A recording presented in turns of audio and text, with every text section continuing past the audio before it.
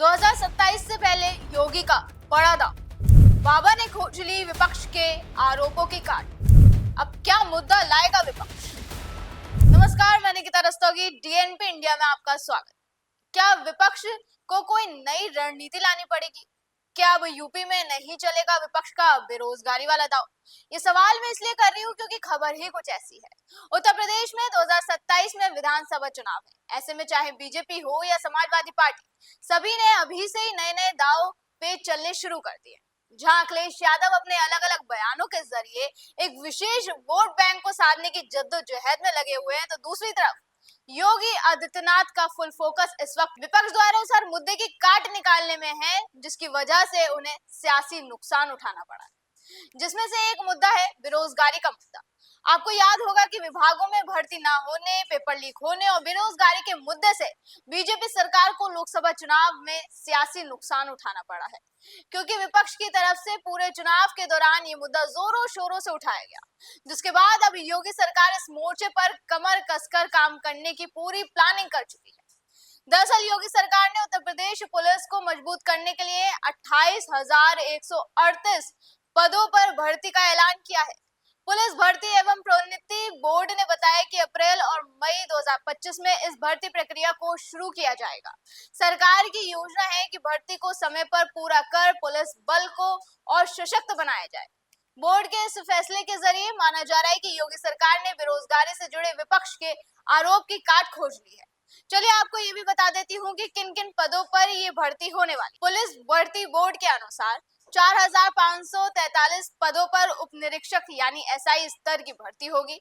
इनमें उप निरीक्षक नागरिक पुलिस के लिए 4,242 पद, प्लाटून कमांडर यानी पीएसी के लिए 135 पद, प्लाटून कमांडर विशिष्ट बल के लिए 60 पद, महिला प्लाटून कमांडर के लिए 106 पद शामिल है। इसके अलावा 22,053 पद आरक्षी स्तर पर भरे जाएंगे, जिसमें आरक्षी पीएसी विशिष्ट बल और महिला आरक्षी पीएसी के लिए 15,904 पद, आरक्षी नागरिक पुलिस के लिए 3,245 पद, आरक्षी घुड़सवार पुलिस के लिए 71 पद और जेल वार्डन के लिए 2,833 पद शामिल है। साथ ही रेडियो सहायक परिचालक के 44 पद और कंप्यूटर ऑपरेटर ग्रेड ए के 1,153 पदों पर भी भर्ती की जाएगी। यही नहीं, इनमें खिलाड़ियों को भी अच्छा मौका मिलने वाला है। इन भर्तियों में खेल कोटे से पुलिस में भर्ती की जाएगी, जिसमें उप निरीक्षक यानी एसआई के लिए 91 पद, आरक्षी नागरिक पुलिस के लिए 372 पद और आरक्षी पीएसी के लिए 174 पद शामिल है। बता दें कि खिलाड़ियों की भर्ती के लिए अप्रैल 2025 के तीसरे हफ्ते से दस्तावेज सत्यापन और खेल कौशल परीक्षा शुरू होगी और इसके लिए सरकार जल्द ही वेबसाइट भी जारी कर देगी, जिसके बाद आप इन पदों के लिए अप्लाई कर सकते हैं।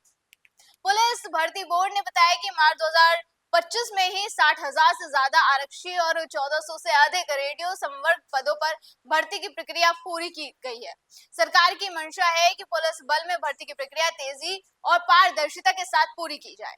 बता दें कि 2027 के विधानसभा चुनाव से 2 साल पहले यूपी पुलिस ने 60,244 पुलिस कर्मियों की भर्ती की प्रक्रिया पूरी कर ली है और अब उनकी ट्रेनिंग होगी। तो वहीं ये प्रक्रिया लगभग पूरी होने के बाद कुछ हफ्तों बाद ही नई भर्तियों का ऐलान किया गया है। ऐसे में माना जा रहा है कि नौकरी और बेरोजगारी के मुद्दे पर सरकार विपक्ष को जवाब देने की तैयारी में है, क्योंकि लोकसभा चुनाव में यही यूपी में बीजेपी की हार का कारण बना था।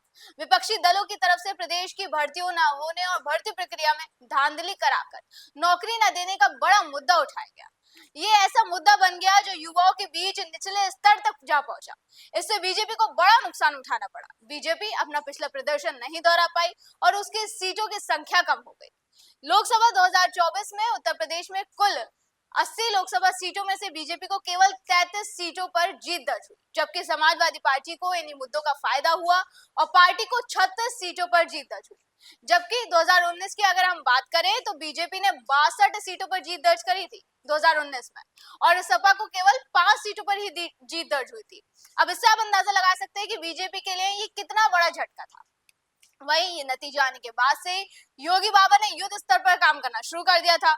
उन्होंने ठान लिया था कि अब विपक्ष कोई भी ऐसा नैरेटिव सेट नहीं कर पाएगा जिससे उन्हें आगामी चुनावों में नुकसान उठाना पड़े।